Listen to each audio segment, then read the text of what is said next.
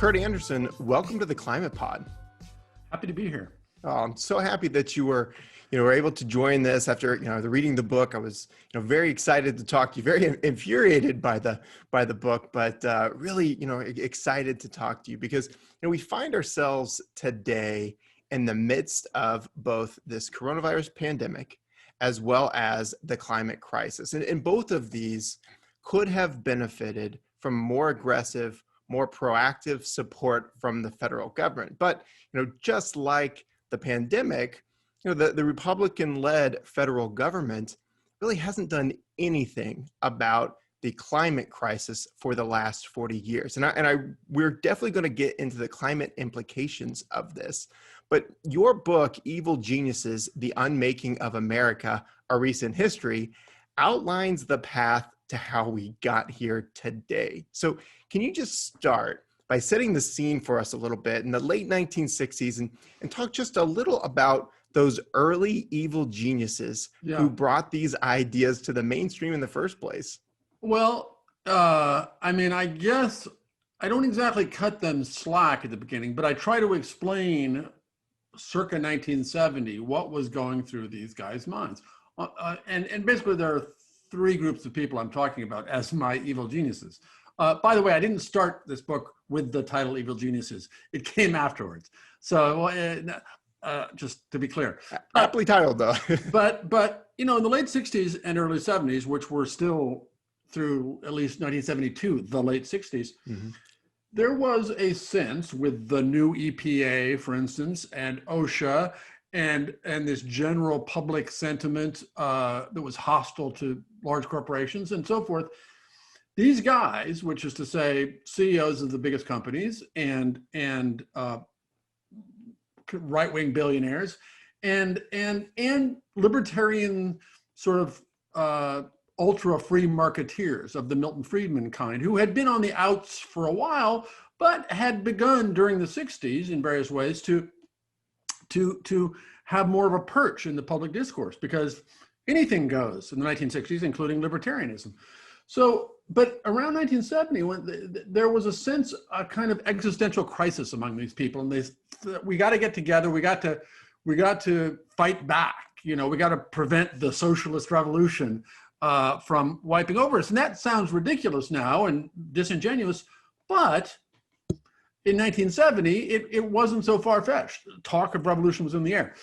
So anyway, they got together. There was almost exactly 50 years ago, Milton Friedman wrote this essay for the New York Times Magazine that they displayed, gave extravagant display to, and became it was called the Friedman Doctrine, and it was sort of boiled down his libertarian idea of business and our economy and fairness, or rather unfairness, into a very succinct few thousand words that was incredibly influential.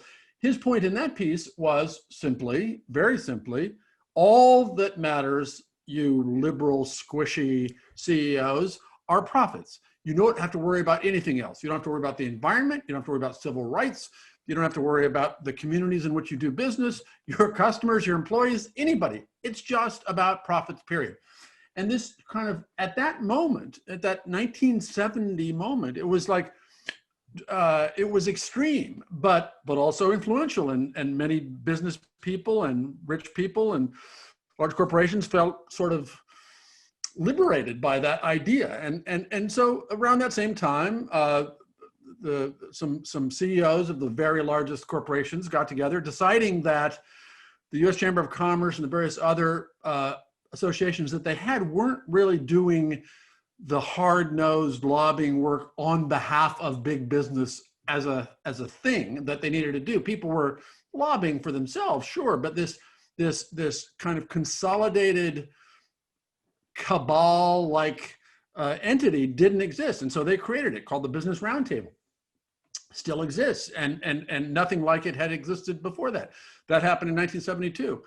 And then people, the most famous of whom is Charles Koch, but other conservative, right-wing, libertarian billionaires of various flavors began their long war. I mean, that's the thing about this. This was at the time, they were probably trying to protect themselves from from what they felt was some kind of revolutionary overturn. But very quickly, as the late 60s gave way to the 70s, they saw their chance that, okay, we no longer have to worry about, a revolutionary uprising or being put up against the wall, but let's keep this going and let's keep creating this counter-establishment of think tanks and media and university professorships and all the rest, because we've survived this first hump, and maybe we can just keep going. And don't you know it? By 1980, they elected, in 1980, they elected a president, Ronald Reagan. And why I didn't really begin with this idea that there was this confederacy or let alone conspiracy of evil geniuses.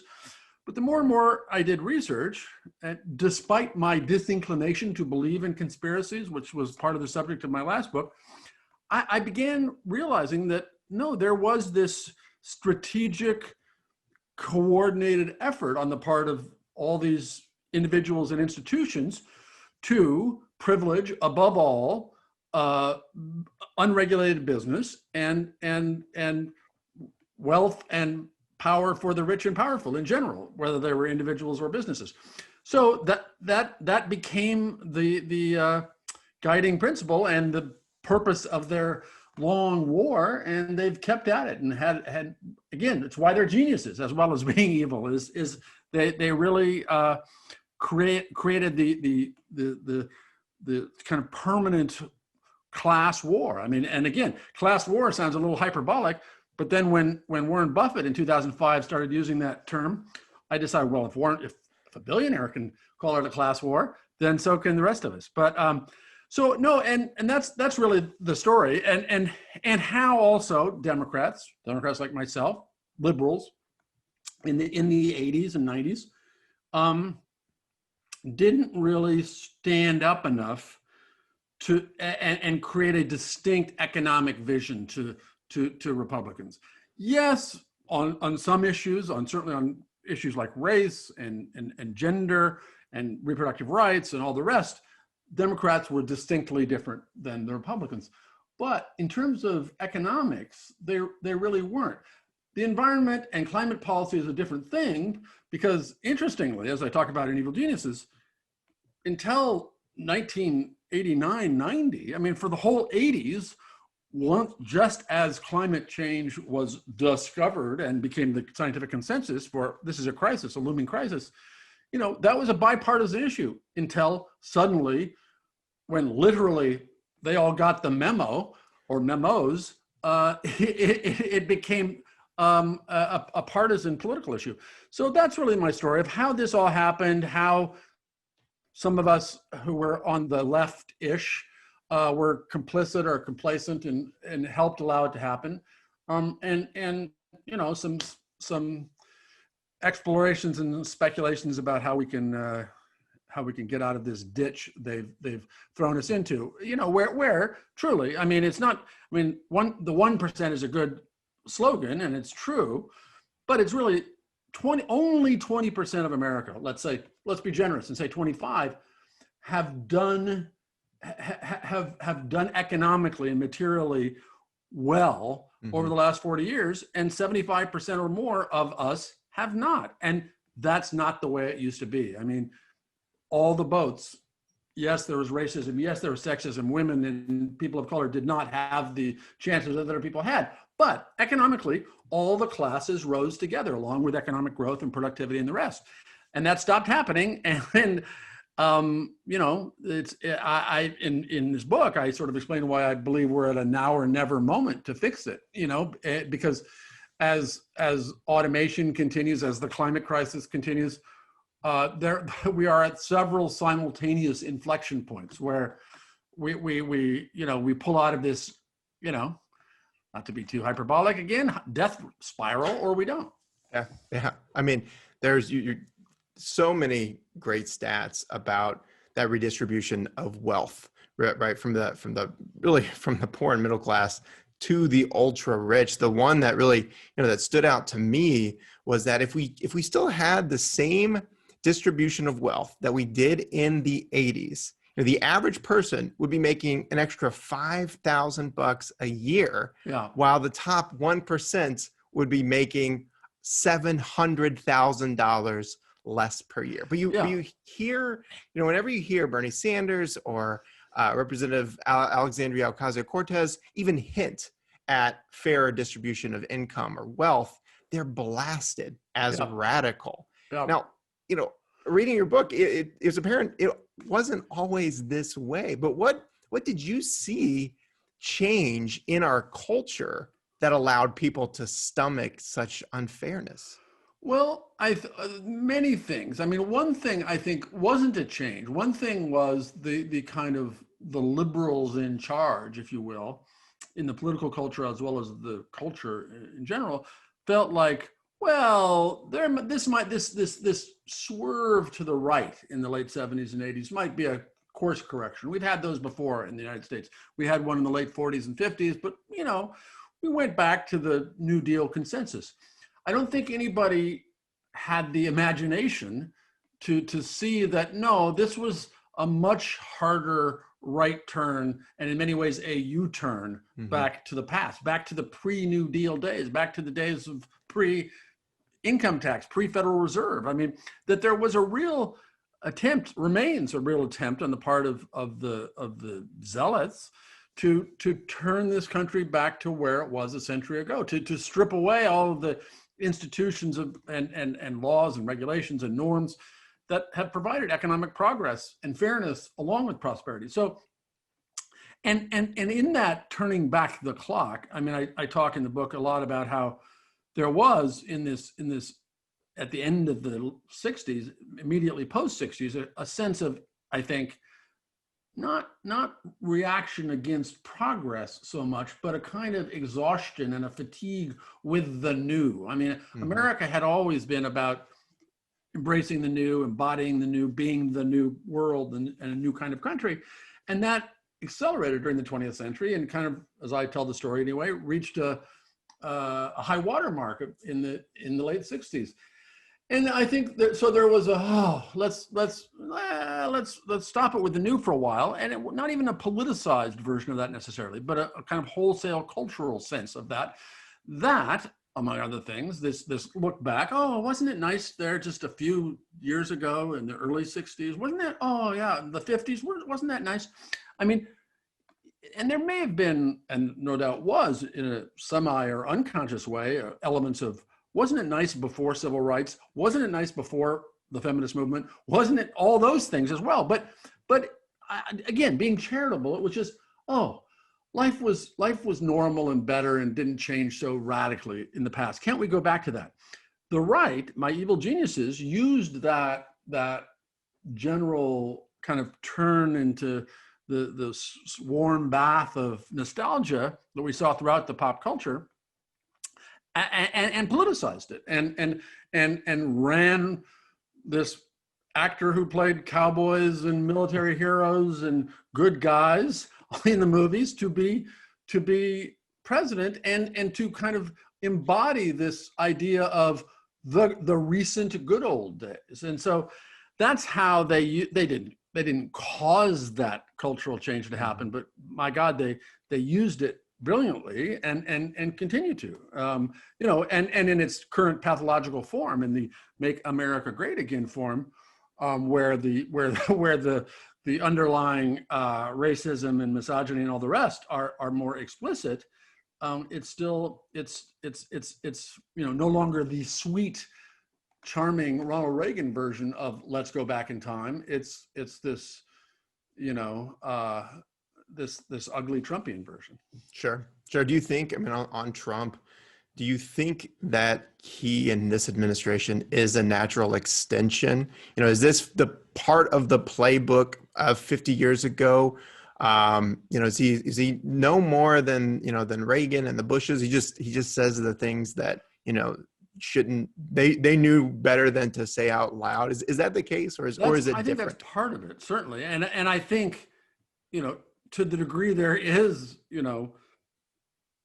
evil genius, a confederacy, a conspiracy, a cabal of guys sitting in a room, that when they get together, they would prefer that this oath this guy not be their front man. That this Yeah. is not what they wanted. And so but is the Faustian bargain that the right has made certainly from the 70s and 80s, which is to say, oh, we will put up with our racist bedfellows initially with the Southern strategy in the 60s and 70s to get the South to turn Republican. We'll put up with all of these things that really we're not that into, whether it's sexist, racist, bigotry, xenophobia, all those things, because we need those masses in order to achieve and sustain our political power, which is the means to sustaining our economic power. Mm-hmm. So was it inevitable? I mean, I don't think anything is inevitable, but it was the ugly ultimate extension of this 50 plus year Faustian bargain. And eventually, in order to keep their, as I call them unkindly in the book, their rabble on their side, it wasn't a surprise or weird or anything else, whether or not it was inevitable, that they eventually result in this explicit, white supremacist party, head of their party in Donald Trump. So yeah, and inevitable. I just as I always thought, oh, conspiracy, but yes, it's a natural extension of where they've been heading. Sure. Now, people in the climate community have vilified Charles and David Koch for their role in the misinformation campaigns and really the influence that they've had on Republican politicians, really to fail on the climate crisis. But you brought the Kochs up earlier. Their influence in the Republican Party and this whole shift to the right goes well beyond climate denial. Can you just talk a little bit about their role in all of this?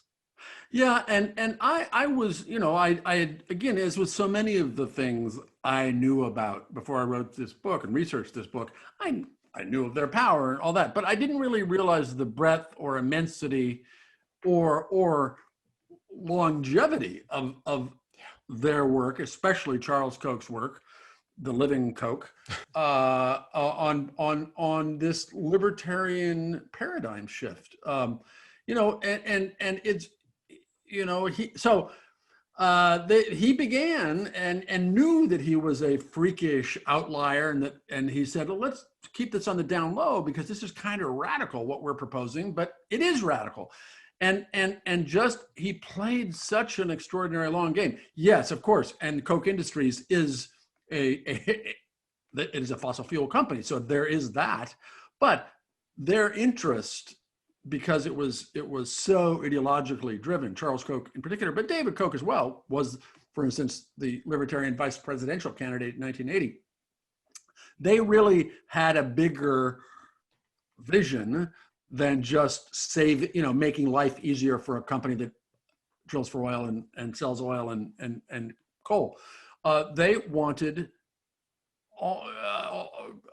as little regulation as they could manage to get on what big business does, whether it's in terms of environmental rules or anything else. And so it was this extreme version of free marketism and unregulated capitalism that really, certainly in the modern era, had never been tried in any other country, never been done in any other country. And so that's what he was pushing.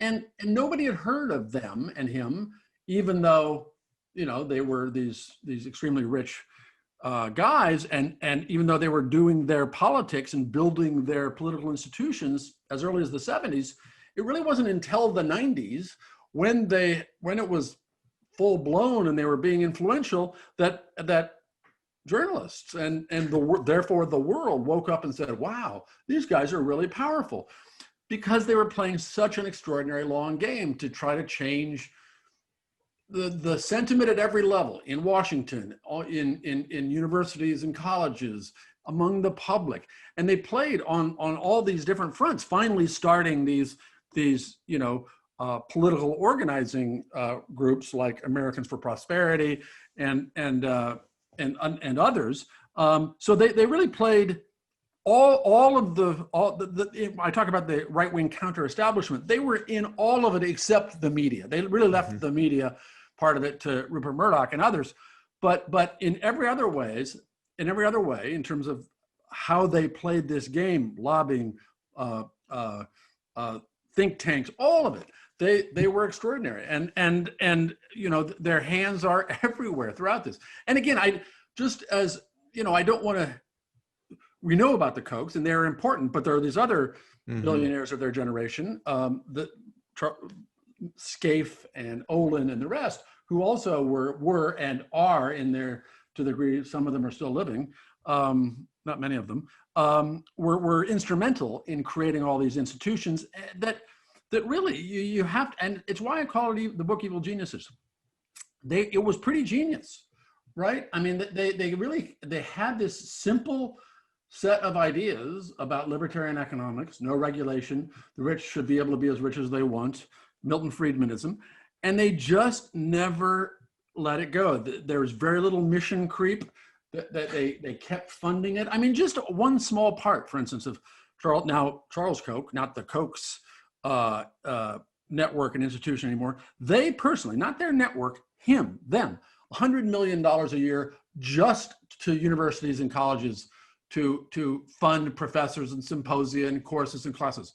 I mean, that's one part of the Koch operation that has both helped shift the paradigm to thinking that market values and profits trump all other values.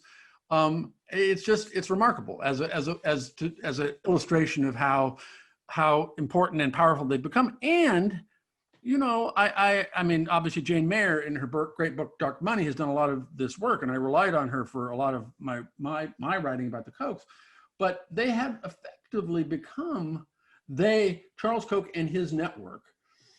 They are the party. They are the Republican Party. The Republican Party is a kind of a shell in a certain way that they now operate. I mean, it's really not an overstatement to say that.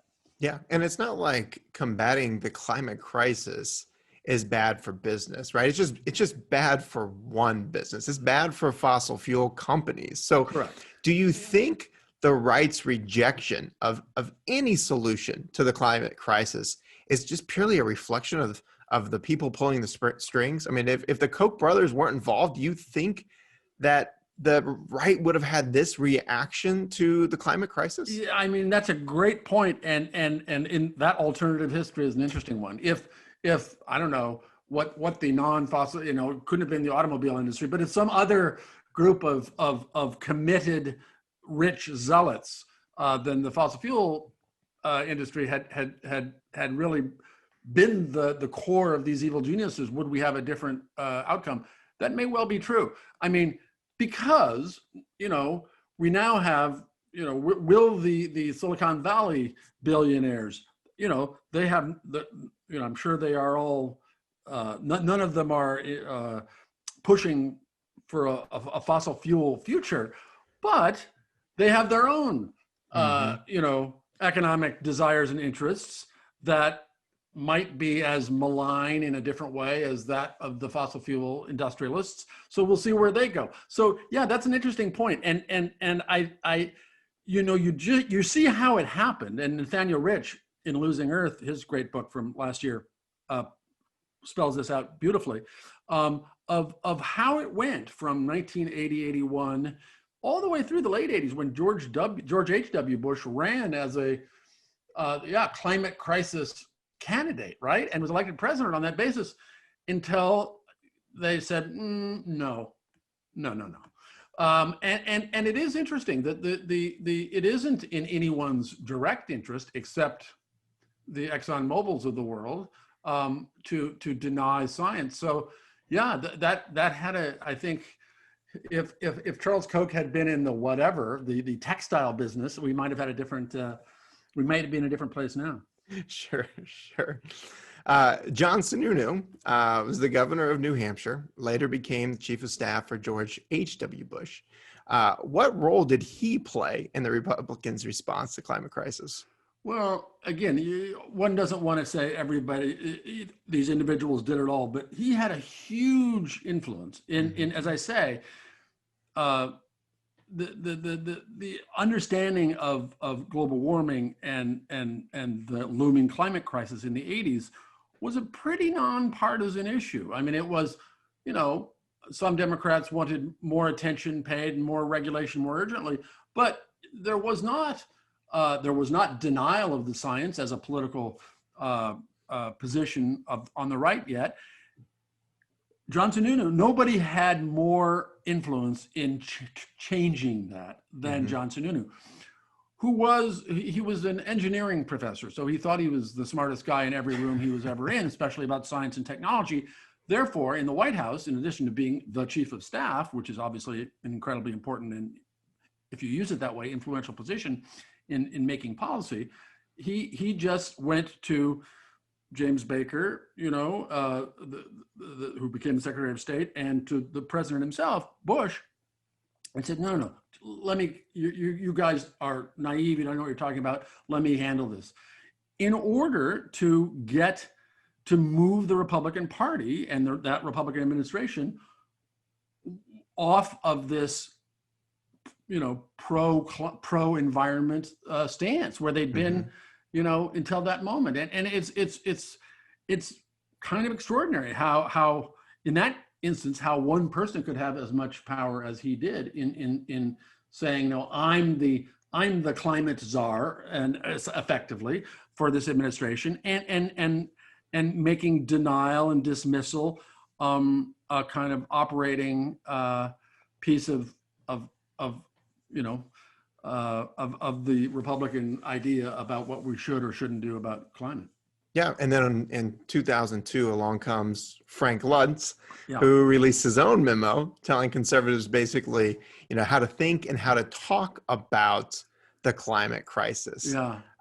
Why was this so effective? Well, there'd been a couple of alarmist memos from the petroleum industry, specifically the Petroleum Trade Association and ExxonMobil. I mean, it's amazing back in the 80s, and again, Nathaniel Rich does a great job writing about this, how the chief research scientist for Exxon at the time was saying, no, this is an existential crisis. We got to deal with it. And then they just decided around 88, 89, like, no, shut up, no. So there are these memos, but then Frank Luntz, the Republican pollster, sent out in 2002 this memo to the Republicans. I mean, it's funny, the idiomatic phrase, did they get the memo? Did they get the memo? I was surprised repeatedly in researching this book that there really were memos and people really did get them. And he said, well, we've been pretty successful this last decade in casting doubt on the science of climate science, but we've got to keep at it, and we've got to keep casting doubt. And by the way, don't call it global warming. That's a little scary. Call it climate change. And again, this is 2002. This is 4 or 5 years before Al Gore's An Inconvenient Truth comes out. So, which is the moment at which many Americans first became aware of this as a crisis, right? It's hard to overstate the importance of that film.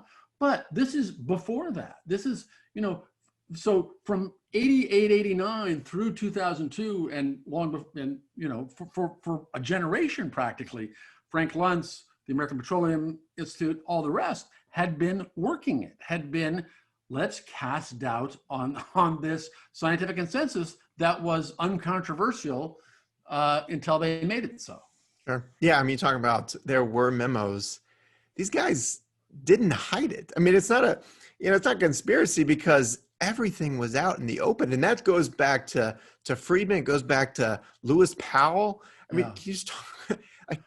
Yeah, I mean, of all these memos, there's 10 memos, I guess, I talk about in this book. The Powwow Memo is the one is somewhat well known, although I found that it's not that well known. I mean, journalists and people in this world know about it, but Lewis Powell was a lawyer, a nationally well-known corporate lawyer in Virginia, and moderate guy, and but along with, as I say, with these people in the establishment were freaking out about what was reputed to be an imminent socialist revolution in America in 1970.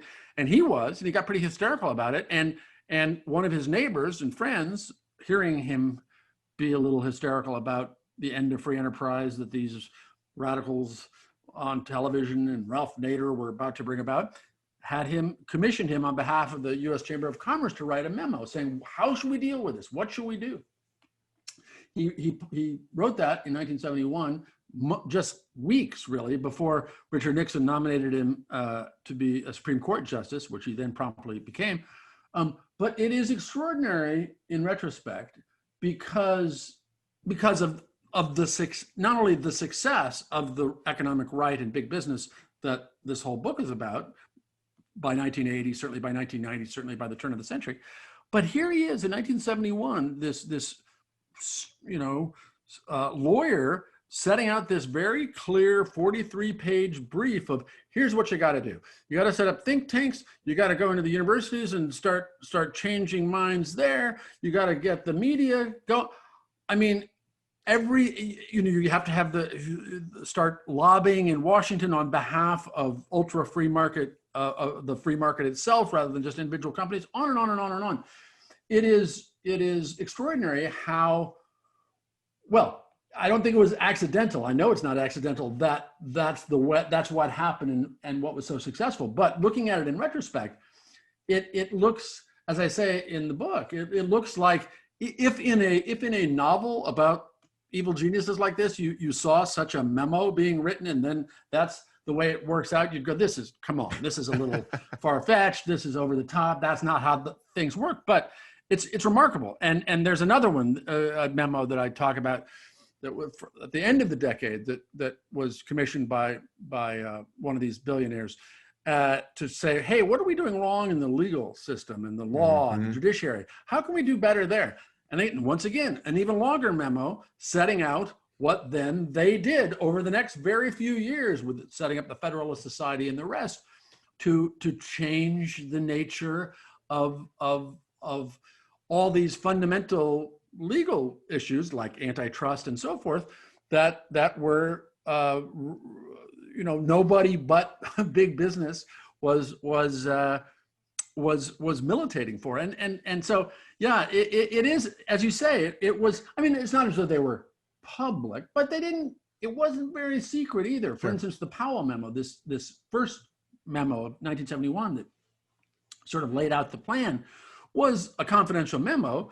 Then it was leaked to the press a year later, and then it became known, and the Charles Koch and others of that class were familiar with it and talked about it all the time among themselves, but at public gatherings and in public speeches. So it wasn't secret, but again, it was the 70s when liberals still thought like, yeah, we're in charge. We're in charge. The New Deal and the last, what we managed to do 40 years ago, that's still operating. We don't need to worry about these libertarian freaks that Charles Koch, what is he? Who cares? So they had the luxury of sort of doing it all in plain view because the other side didn't really take it seriously. Sure. They didn't realize that the long war they were up against. Yeah, and then they got their president in 1980. Yeah. Reagan begins implementing those once thought just radical supply side economics principles, which basically believe that if you lower taxes and you weaken regulations, businesses can grow and consumers can get cheaper products and employees can get great jobs. But obviously that did not happen. Can you just tell us a little bit about that? Yeah. Well, I mean, again, that was one of the reasons that was able to be done was in the 1970s, there were economic problems, serious economic problems of runaway inflation. Suddenly oil was very expensive. And so it was discombobulating. So people, the public, voters, were like, when this new wonderful thing was presented to them, what? lower taxes and we'll be prosperous again and inflation will be gone. Great, I'm for it. So they used those, they weren't crises of the level we are now facing. They weren't crises of the level we faced in the 1930s, but they were serious economic problems that they exploited well. So what they did, this supply side idea, which was, oh my gosh, taxes are too low. If you just lower taxes, people will work, rich people will work, so everyone will work harder because they won't be paying so much in taxes. And that'll be, as you say, that'll be great for everyone. Well, there from the beginning, there was doubt about the degree to which that happened. And again, the fact that 40 years later, that is still the argument for instance, the 2017 $2 trillion tax cut, almost all of which went to the rich and big business. That's still, no, it'll work out. It'll make me more jobs. It'll be great for everybody. It never really does. It never works out that way. And yet, unrevised, that is still what the economic right, the Republicans say. So it's remarkable. And the taxes on the wealthiest and their income over certain levels was indeed high during this most prosperous time in modern American history, from 1945 to 1980. Yeah, people paid at one point up to 90% on their last dollars, and even into the 70s, 70% on their richest, their millionth dollar, let's say. And so that was dramatically cut, and what, even at the time, the mastermind of all this, or the engineer really of all this, David Stockman, who was Reagan's head of the Office of Management and Budget, admitted in this long set of interviews at the time in the Atlantic magazine, it was all a charade. It was only a means to lower the taxes for the rich and big business, and that's all that it was about. Sorry. But even with that, just again, hiding in plain sight, not even hiding in plain sight, it did not shame anyone into saying, oh, okay, we'll change our rationale for why we do this or how we do this. And again, it was in so many different ways, it really was a paradigm shift in the way they talk about scientific revolutions being a paradigm shift, away from, wait, we're all in this together. We need to set up guardrails so the big corporations don't get too much power, and so the poor and the middle class aren't screwed over by the way the economy works so much, and they just managed to change that in a million ways. And again, part of the brilliance of that paradigm shift was not, they didn't, even though there were people who said it, they didn't end, environmental protection. They didn't end Social Security or Medicare, but by 1,000 little dweeby means of changing regulations, changing tax codes being the biggest one, lowering the tax rates on the richest to 28, 30%. But all these different regulatory changes that most people just didn't pay attention to, because what do I know about this new SEC rule that allows big corporations to buy back their stocks? Let the experts figure that out. So all these different hundreds of ways that, again, I hadn't realized the breadth and scale and enormity of them until I went and did the research to like, oh yeah, I kind of remember that. Oh yeah, look at that. All of these things that allowed them to change everything without doing the radical change of, say, sorry, no more increases in Medicare or Social Security. That, of course, would have been politically impossible. So they again, it's just, the genius of these evil geniuses is undeniable. Sure. Yeah, as these big businesses grew, one of the focuses was really stripping labor of its rights. Can you just talk a little bit about that? Yeah, it's a huge central part of it, and it's in my recurring mea culpas in this book. One of the ones I feel worst about personally is my kind of indifference to the crushing of the trade union movement and labor unions in this country, because I was in a union as soon as I got a real job. It was a fairly impotent. It was the newspaper guild, and where I was working, it didn't do much for any of us. But that aside, I and many people, not only of my generation, but of subsequent generations of my professional class, I think were, unions, they're annoying. What's in it for me? And allowing the crushing of this pillar of economic progress in the 20th century. I mean, unions, a tiny percentage of American workers were unionized at the beginning of the 20th century. By the 1950s and 60s, this great prosperous golden age moment, close to half were. And then it began partly because of the changing nature of our economy, from manufacturing to office work and so forth. But then in the 1970s, the effort on the part of this Kochian counter-establishment to discredit unions and crush them went into full gear. And so there was some natural shrinkage and natural decline, and God knows corruption and racism on the part of some trade unions. But they took their shot and saw that, like, reducing and wherever they could, eliminating effective worker employee power was central to their project. They did it. And this the key moment being in 1981, right after Ronald Reagan was elected president, with the endorsement of two big unions, one of which was the air traffic controllers unions. And promptly, within months of becoming president, they went out on strike because their employer was the federal government, because they're, of course, air traffic controllers.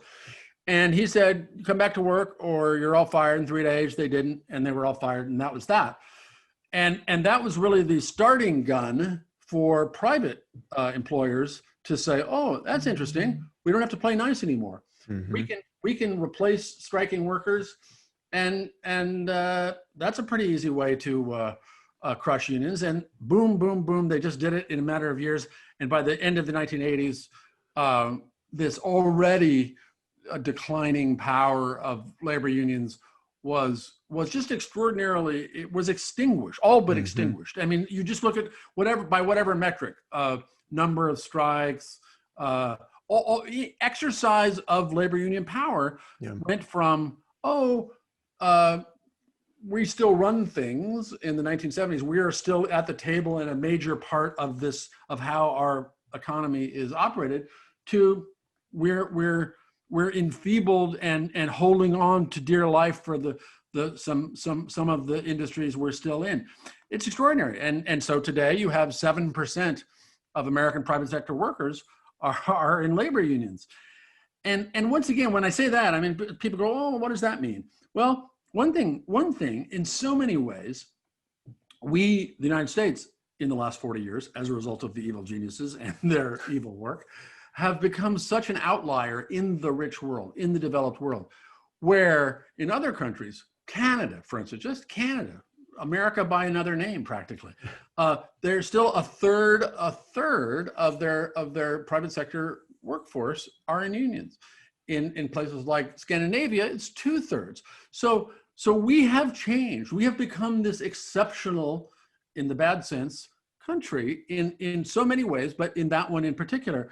And certainly, as in the digital revolution and the future that is unfolding as a result, the lack of employee worker power is going to just continue becoming more dire, because really, if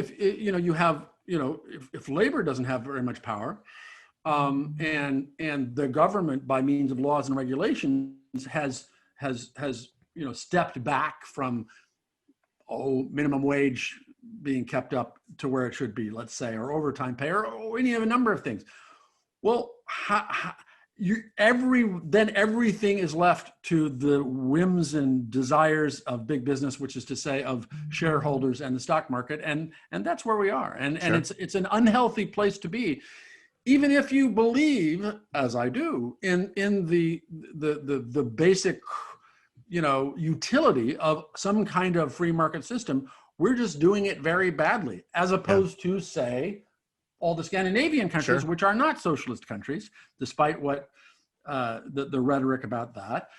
They are among the most free market systems in the world. They just believe that, you know, their system should work fairly for everybody, and that there should be buffers and safety nets because you know, capitalism can be rough, you know? Yeah. Yeah. Well, I mean, you talked about labor getting its, you know, its power strip, but it really, you know, all employees, one of the trends that you see throughout the book, or at least the last 50 years, is how much anxiety people have about losing their jobs, right? Whether that's the stripping of labor power or the reduction of these social welfare programs, by making Americans feel less secure about their employment opportunities. Right. What impact do you think this has had on stifling, you know, employee pushback or whistleblowing about environmentally harmful practices? It looks pretty clear. I mean, it looks on the push, on any kind of pushback. Sure. I mean, of which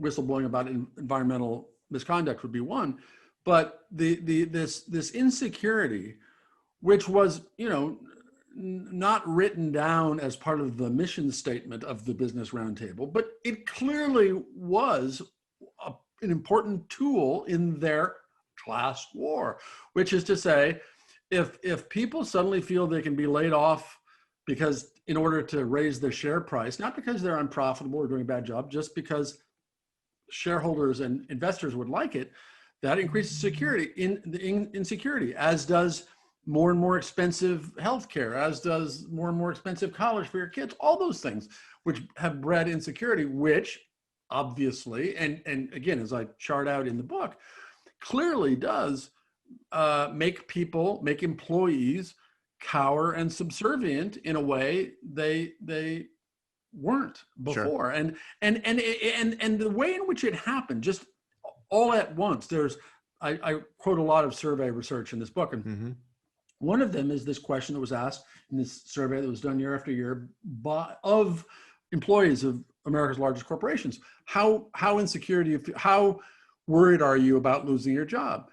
And it was very, very low, you know, 15%, 20% through the 70s, and then through the 80s. And then suddenly you see in the late 80s, between the mid 80s and the mid 90s, it went from, I don't know the exact number, but from 20% to 60 or 80% being, no, I'm afraid I'm going to lose my job.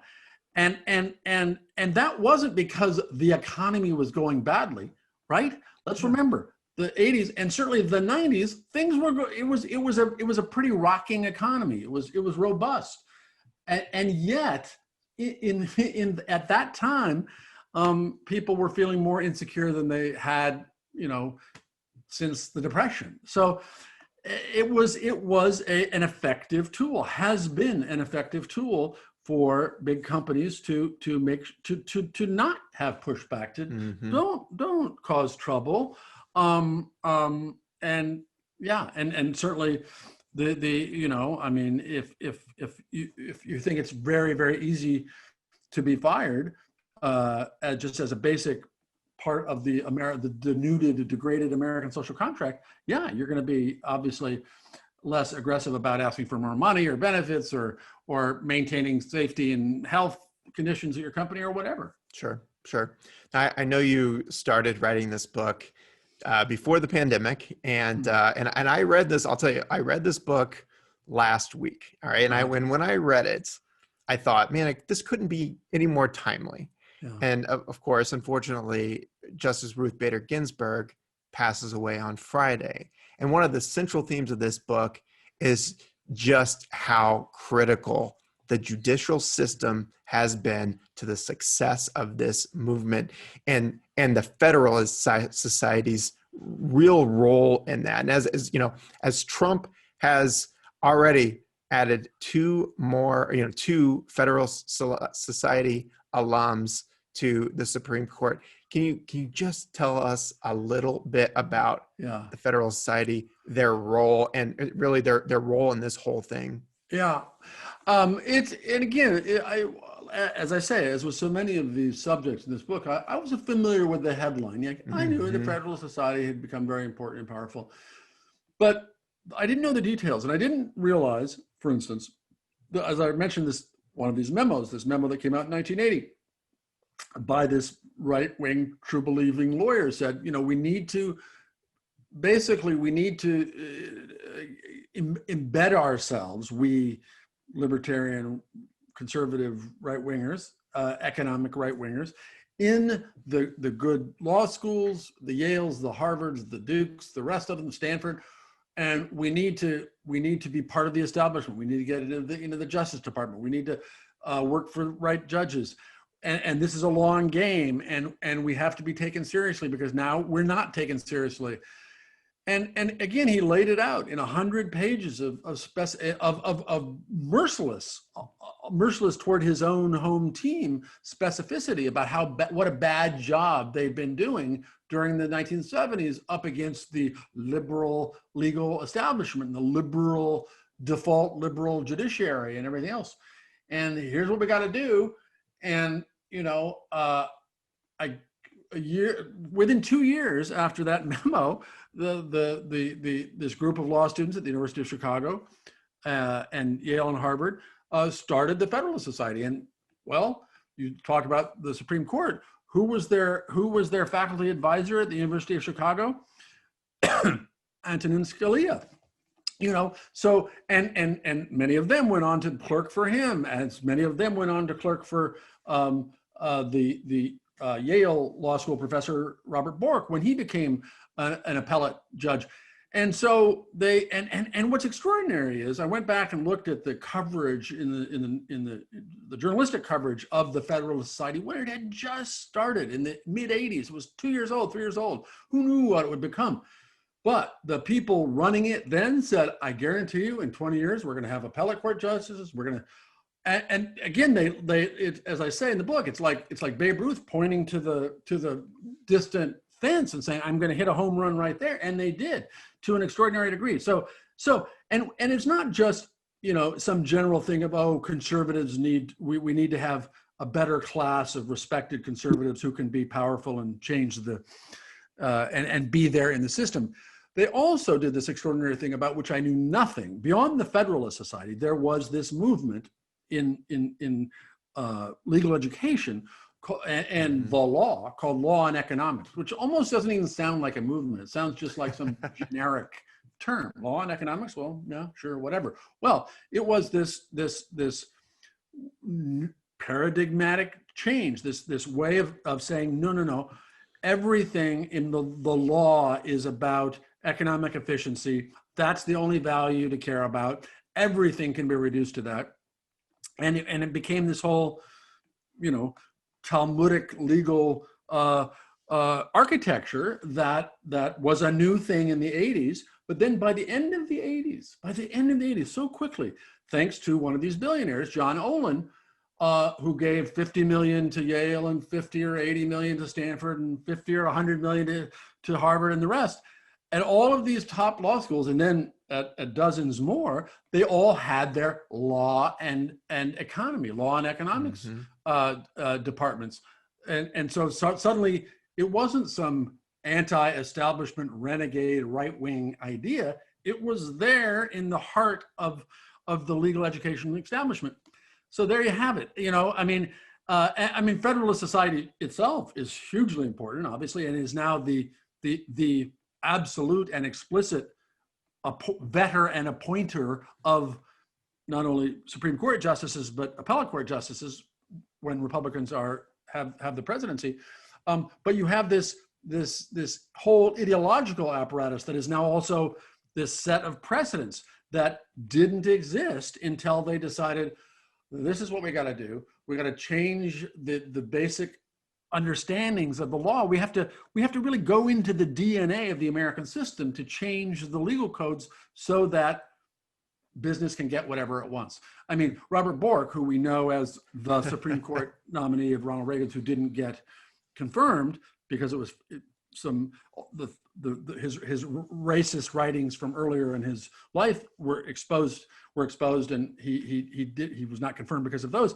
But his great legacy in this takeover and change of the legal system in America was changing the way we think about antitrust law, about laws against excessive corporate power economically and politically, which was an American invention and worked really well for almost a century until he and various Confederates, including Milton Friedman and Milton Friedman's brother-in-law and others, who'd been working away during the 50s and 60s and 70s, and then kaboom, basically Robert Bork succeeded with a single book called The Antitrust Paradox in 1978 at that ripe moment of changing the way the law and the Supreme Court thought about antitrust and what its purposes were and what it could be used to do to rein in corporate power. Yeah. So it was,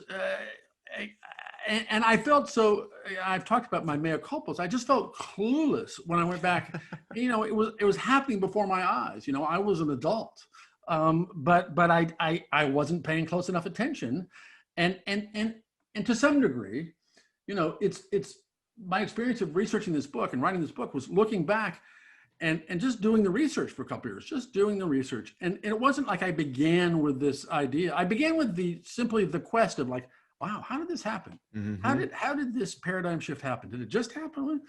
And I was just dumbstruck over and over and over and over again by these various, really these different theaters of this long war, these different campaigns in this long war, and how they all work together to succeed so brilliantly and horridly. Yeah. Well, I know we got to wrap up here, but I do want to talk about the positive. I want to talk about the future, hopefully the future that we will see here in 2021. We'll talk about Joe Biden. Yeah. And, he has released this very ambitious climate plan. Yeah. And he's had input from some of the most progressive leaders and activists in the climate space. I mean, he's built this progressive coalition. And, at the same time, we know he's had a long career in government. His career really has tracked closely with the era of the evil geniuses. And he certainly has been part of, a Democratic Party that has made alliances and some concessions that his current alliance would not be too happy about. How would you assess Biden's ability to enact the progressive change to reverse the work of the last 40 years? Oh, I'm hopeful. I mean, what choice we have to be hopeful? It wasn't a resounding hopeful. I mean, there is this first step that we did. He needs to get elected, and God willing, the Senate needs to become Democratic as well. If those two things happen, then I am genuinely hopeful. I mean, I talked before about the kind of binary do or die inflection point. I do feel that. I mean, talk to me in 2 months, and I'll tell you whether I feel hopeful or hopeless. But no, if he is elected, and definitely if we get a Democratic Senate as well, I think here's what I think about Joe Biden. No, he has not been out front on these issues at all, and needs to be educated about them. But I think in a certain way, he is for better or worse, a kind of generic Democrat. You know how surveys often say, well, this is just asking about a generic Democrat, would you vote for him? Well, he is kind of it. And that can be bad because it sounds like, what? You're just a bland, vessel for this party. But I think why I find that hopeful is he is not much ahead of where his party, the center of his party is, but he's there. His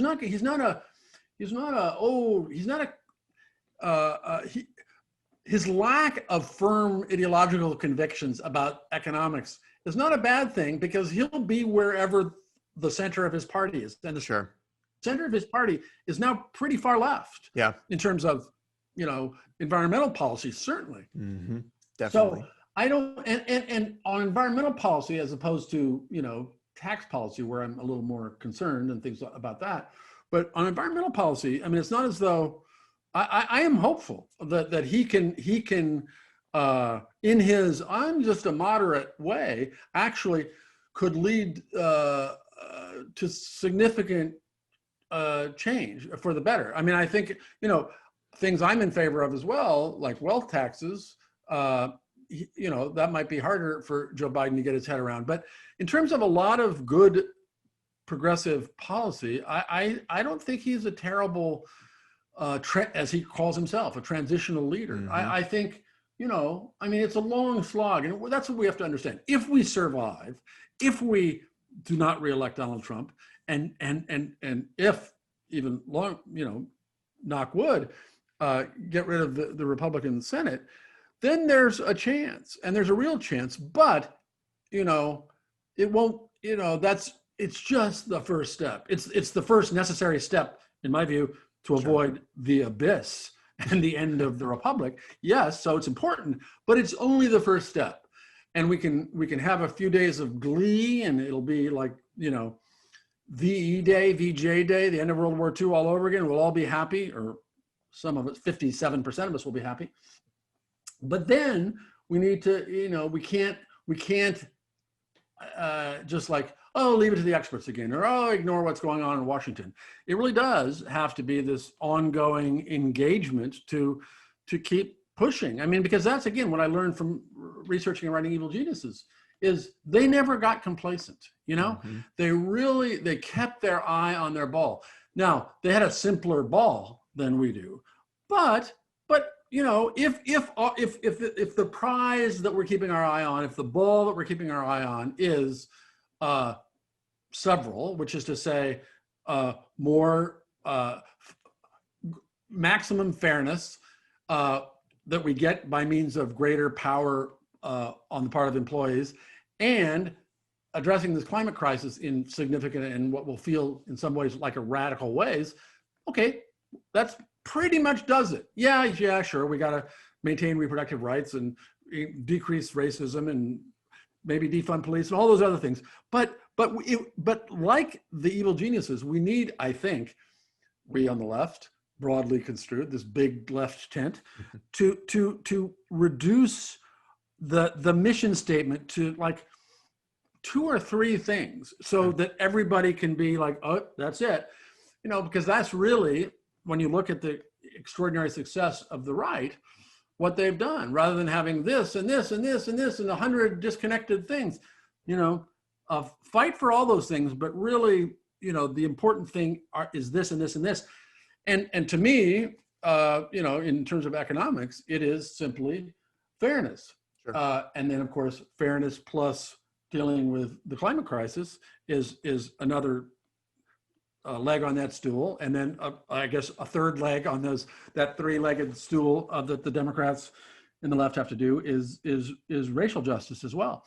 So, that's pretty simple. And if you judge policies by whether they serve one or more of those ends, it'll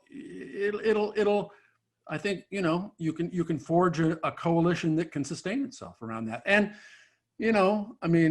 Joe Biden was not my first choice to be the nominee of this party, but he might well, we'll see, he might well turn out, if he can win, turn out to have been the best one, because I believe we need, among other things, as much as we need visionaries, as much as I would love, say, Elizabeth Warren, who've been nominated and elected president, we need a big landslide. Sure. Not only to get over the built-in systemic unfairnesses of the system we have, where you literally need to win by 5% or 4 or 5% to win as a Democratic, given the Electoral College. But I think we need the sense among people, among pundits, among everyone that, oh, this is a mandate. This way we've been going, and the dead end of the evil genius paradigm ending in, God willing, ending in Donald Trump needs to be vanquished and rejected. Yep. And so, I feel like perhaps I would rather have, President Joe Biden win by 8% than Elizabeth Warren win by a squeaker. Maybe. Sure. I don't know. Well, the book proves that paradigm shift is possible. And, as infuriating as it is to read that, to see what they, what they were able to achieve, I was also inspired by the fact that, it can be done. The same, we can reverse this course. So I like I said before, I absolutely loved reading this book. I called my brother probably 25 times while I was reading this book so we could talk about a lot of the themes in there. That's great. And I really, I mean, I appreciate it because obviously you know something about this stuff. So I'm happy. I'm very happy when readers respond to it, but especially, readers who already, aren't, this isn't all new to them, Sure. right? I mean, you were familiar with these things. So I'm grateful for that. Well, the book is Evil Geniuses, The Unmaking of America, A Recent History. You're a New York Times bestselling author, lots of great books. Where else can our audience find your work online? Well, my website, I feel like I'm running for president. My website is kurtandersen.com, and you can find out about everything I've ever done there, and read excerpts of this book and see about, check out my other work as well. Cool. Well, Kurt Andersen, thank you so much for joining the Climate Pod. My total pleasure. Thank you.